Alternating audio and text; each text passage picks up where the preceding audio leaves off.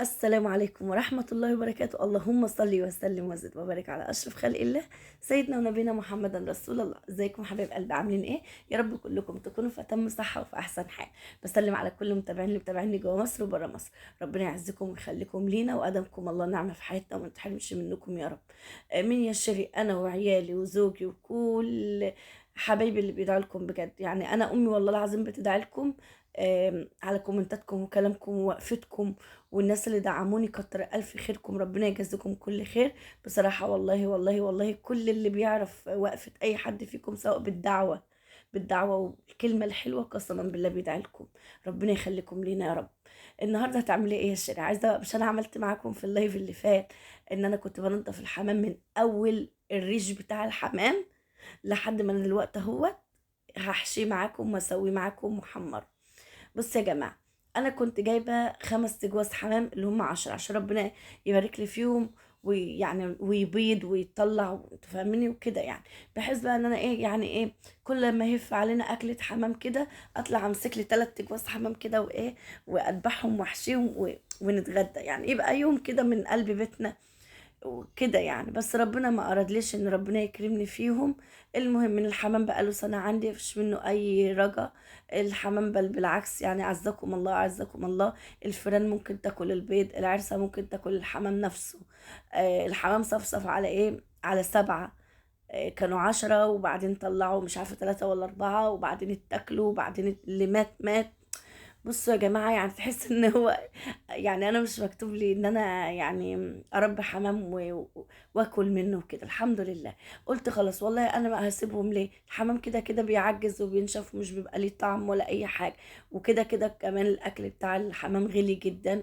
ما بقتش يعني مش قادرة برضو يا جماعة، برضو انت عارفين برضو الغلا والمصاريف والعيال وكده. ربنا يا رب يعين كل واحد على اللي هو فيه.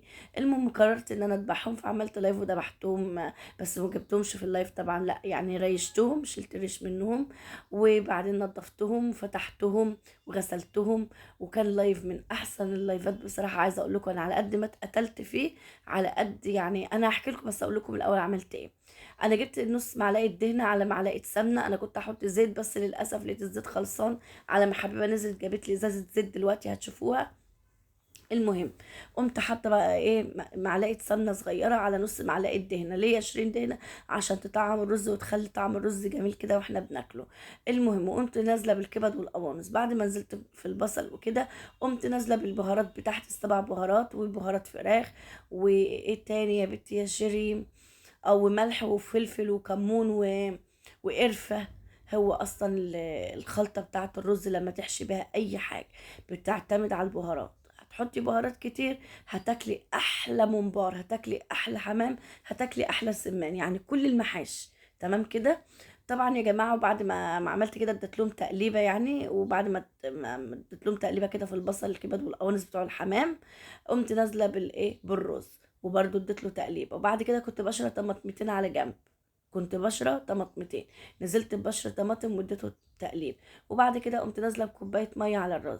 على الرز شيرين احنا شايفين ان الرز كان متغطي ميه يا جماعه، عشان الرز بتاعي ده بلدي وبياخد يعني ميه كتير. بس انا بقى ما سبتوش بقى يتشرب انه يستوي، لا، اديت له حوالي 3/4 سوا.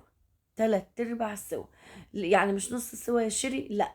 يا جماعة لما تجيبي حمام وخصوصا حمام ما يكونش كبير، يعني انا اللي عندي ده كان كبير لان بقى له اكتر من سنة.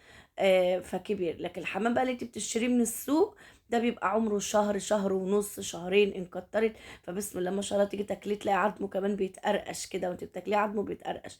لما تيجي بقى تحطي في الرز تحطي رز 3/4 سوا، ان هيكمل الربع الاخير فين؟ في المية لما تيجي تسويه. ربنا يعزكم يا رب ويحسن ما بين ايديكم وما بين ايدينا ويعطيكم ويعطينا، اللهم امين يا رب العالمين. هقول لكم كل حاجه بما يرضي الله حصلت في طبختي في الحمام بما يرضي الله، عشان ابقى اكون صريحه معاكم جدا جدا جدا. ايه ده يا شيري؟ طبعا الرز لما اتشرب من الميه يا جماعه اللي انا حاطه له كوبايه الميه، قمت نازله بشويه خضره يعني وكده عشان يبقى ريحه الرز جميله. بصوا شايفين الخضره لسه خضره ازاي وجميله وباينه ازاي. عايزه اقول لكم الرز كانت ريحته قلب البيت، الرز بس كانت ريحته قلب البيت. طبعا هنا ابو احمد قال لي اعملي لي كوبايه شاي شيرين وكده وانت قاعده كده، كان لسه قايم من النوم. هو بيجي من الجامعه يعني يا جماعه، لو في حاجه يعني ايه يعملها كده يعني مثلا على السطح مثلا، يعمل حاجة للفراخ كده معايا. فبصراحة كان نازل والله قال لي انا حاسس كده ان انا عايزة انام، كنا بنقفل على الفراخ عشان الجو سقع. فقال لي بصراحة انا عايزة انام، فقلت له طيب خش نام لك ساعتين كده، وبعدين ايه ان شاء الله لما تصحى اكون ايه خلصت اللي في ايدي. هو صحى ولقاني لسه اصلا بحشي في الحمام، قال لما احنا هناكل امتى؟ قلت له عامله كوبايه شاي وقراقيش. طبعا انتوا عارفين اللايف اللي انا كنت عاملاه، اللايف ده يا جماعه كنت عامله فيه قراقيش، وكنت عامله فيه صينيه بطاطا بشاميل، وكنت منضفه الحمام، وكنت عامله فيه سردين مقلي، ورز صياديه اللي هو رز البني، وكنت عامله فيه قوانص بالبصل وبالثوم، يعني زي كباب الحله، وطبق سلطه. بصوا انا عايزه اقولك على قد ما اتقتلت في اللايف ده هوت، وحطيت رجلي في الارض، اللي هو مش قادره ابص، اللي هو مش قادره تشيلي طبق بقى من مكانه. تلحقيني يا حبيبه اغسلي انت المواعين، مش قادره اقوم، تعالي شيلي كل حاجه. انا باكل اصلا ومش قادره اكل. اتقتلت والله يا جماعه. بس رغم كده ان انا كنت مبسوطه وفخوره بالناس اللي قالت لي انت فين محتواكي؟ انت ما عندكيش محتوى. ايام ما كنت بنتقد يا جماعه وبعمل كان محتوايا كان نقد، هو مش نقد والله، كانت كلمه حق. شاهد وكيل عليا ربنا، والله العظيم شاهد وكيل على ربنا ان هي كانت كلمة حق، يشهد علي الله فيها. لا كان قصدي حاجة ولا كنت، والله العظيم ربنا اللي عالم انا كانت في نيتي ايه، وربنا يديني على قد نيتي. انت بتعملي ايه يا شيري هنا؟ بصوا انا هنا بوسع للجلد كده بصوا الحمام كده بصوا. الجلد كده بجيبه من تحت الصدر، ادخل صوابعي كده بالراحة. بصوا بدخلها بالراحة كده، افتح ما بين الجلد وما بين اللحم عشان احشي الرز. بصوا بفتح بالراحة عشان ما تتقطعش اهو، بالراحة خالص عشان ما تتقطعش. واقعد بصوا كده واحدة واحدة واحدة واحدة. دخلي صبعي وانا صبعي اصلا مستوي، ساعة ما كنت بنضفه وبفتحه كان عظمه من جوه، عظمه عامل زي الموس. سبحان الله يا رب، اهو حيوان ضعيف ضعيف اهو، الحمامية دي يعني حيوان ضعيف، لكن قسما بالله من جوه عامل زي الموس، العظم بتاعه زي الموس، كان معور صبعي والله. بس يلا الحمد لله، اهي اكله وخلاص وعدت امال بس يعني كنا هنعمل بس يعني فيهم ايه؟ كل ما اطلع الاقي واحده ميته، كل ما اطلع الاقي واحده متاكله. ده حتى العرسه ما سابتنيش في حالي، حتى قسما بالله طلعت لقيتها واكله لي ديك من قلب الفراخ. فمش عارفه اعمل ايه، بس والله الواحد بيقاسي والله العظيم بجد وبيجتهد على قد يعني على اخره في الدنيا. آه، ربنا يا رب يرزقنا ويرزقكم ويوسع علينا وعليكم. الواحد بس والله يا جماعه اللي معاه عيال ده بيبقى هو اللي شايل الهم. يعني يقولك ايه، فرخه تجيب لك بيضه مثلا للعيل ولا كده، توفر مثلا كرتونه البيض بكذا، مثلا لما تربي بطه ولا حاجه مثلا يطلع لك بطتين مثلا ولا حاجه كده، تجيبي برضو مكانهم حاجة في البيت لو هتذبحيهم هتبيعيهم كده. انتوا فاهمين ازاي؟ الواحد والله باصص يعني ايه، بس ربنا يرضيه ويرزقه كده. وعايزه اقول لك والله يا جماعه انا عندي يعني انا عندي ما اشيلش فلوس لكن استر بيتي. انا احب في بيتي يبقى كل حاجه، كل حاجه. لكن ان انا يعني اشيل فلوس، انا مش من النوع اللي احب اشيل فلوس عشان تبقى انتوا عارفين. انا من النوع اللي احب اجيب كل حاجه في بيتي، واحب ارضي كل الناس، وربنا يدينا على قد يا رب نيتي، يا رب يا رب ادينا على قد نيتي، انك على كل شيء قدير يا رب العالمين. فالمهم يا حبايب قلبي، الحمام بقى تشوفوني دلوقتي كده وانا بحشيه، ودلوقتي بحط ميه كده على النار، وهقول لكم بعمل ايه بالميه دي. الميه ديت انا هولع عليها وهدي عليها على ما اجي اخلص حشو الحمام، هتكون الميه ديت غليت او منزل بالحمام. بجد يا شيرين ايه ده يا شيرين؟ بواقي البصل مش برميها، بواقي البصل. يعني لما تيجي تخرطي بصله كده بتفضى في الاخر حته كده، انا ما برميهاش، بعينها كلها في الفريزر، بحطها في الشوربه مع اللحمه مع الفراخ. لما اجي اعمل ممبار، سمان، حمام.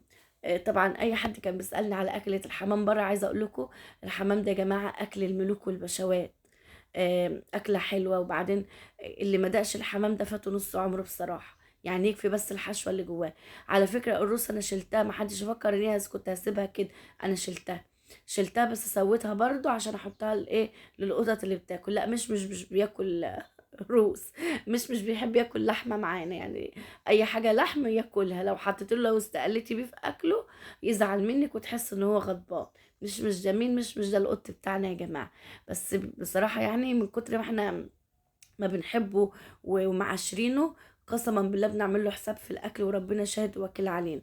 وبرضه اللي ربنا بيقدرنا عليه للقطط التانية والله العظيم بنعمله، عشان قدنا بنقول يعني زي ما بنسأل على اكل الحيوان الاخرس اللي هو لو جعان ما بيعرفش يتكلم، ولو تعبان ما بيعرفش يتكلم.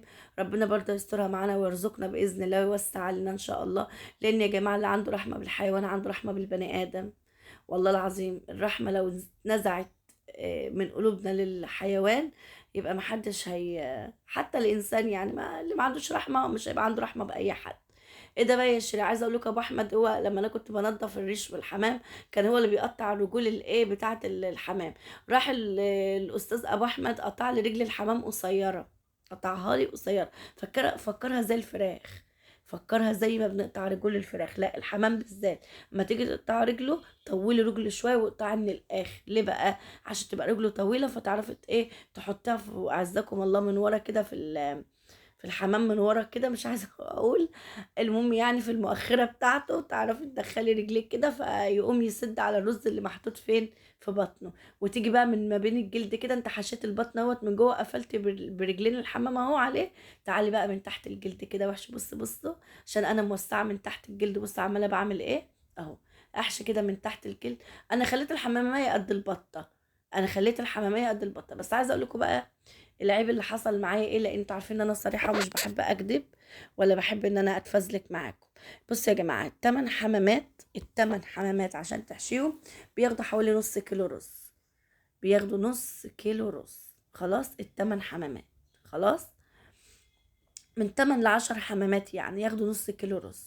خلاص كده. والرز بقى زي ما انا وريتهولكوا كده نفس الطريقه اعتمدوه. اهم حاجه في خلطه الرز بتاعه المحشي اهم حاجه البهارات، اهم حاجه البهارات. طيب يا شيري وبعد بصوا خليتها لكم قد البطه ازاي. بس هقول لكم استنوا ما لحقتش افرح يعني. يا شيرين هو الرز ده لما الحمام بينزل في الميه الرز ده بيطلع. الرز ده عمره ما هيطلع ولا هيجرى له اي حاجه، والحمام هيستوي. الحمام ما بياخدش تلت ساعة سوا على البوتاجاز عشان تبقوا انتوا عارفين. المية مغلية اهي، مغلية بتغلي على اخرها اهي. تنزلي بالحمام تلت ساعة بالظبط، تلت ساعة يعني مش هيدخل في النص ساعة حتى. يعني لو خد نص ساعة يبقى تمام. يعني من تلت ساعة لنص ساعة والحمام بيكون استوى.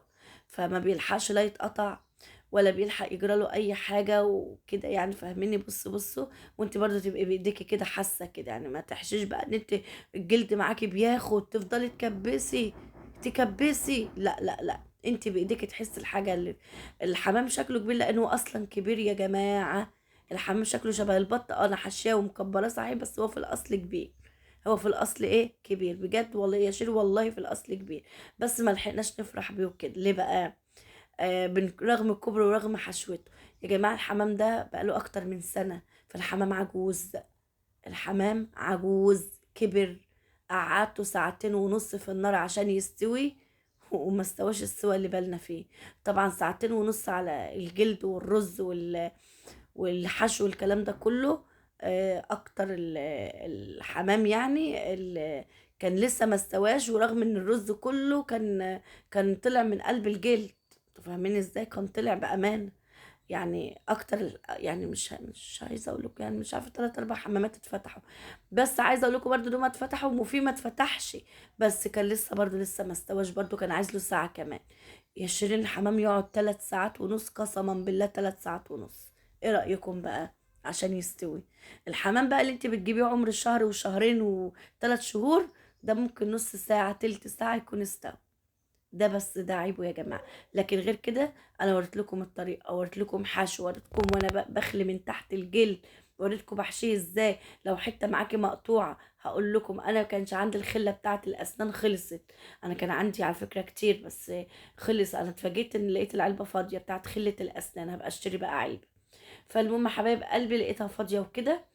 فاضطريت ان انا اجيب. انا عندي العيدان بتاع الشيش تاووك لان انا عندي احمد ابني مدمن شيش تاووك. يعني ما تعملولوش فراخ معانا. اللي عايزه تاكليه فراخ اعملها له يا بانيه يا اما شيش تاووك، يا بانيه يا شيش تاووك.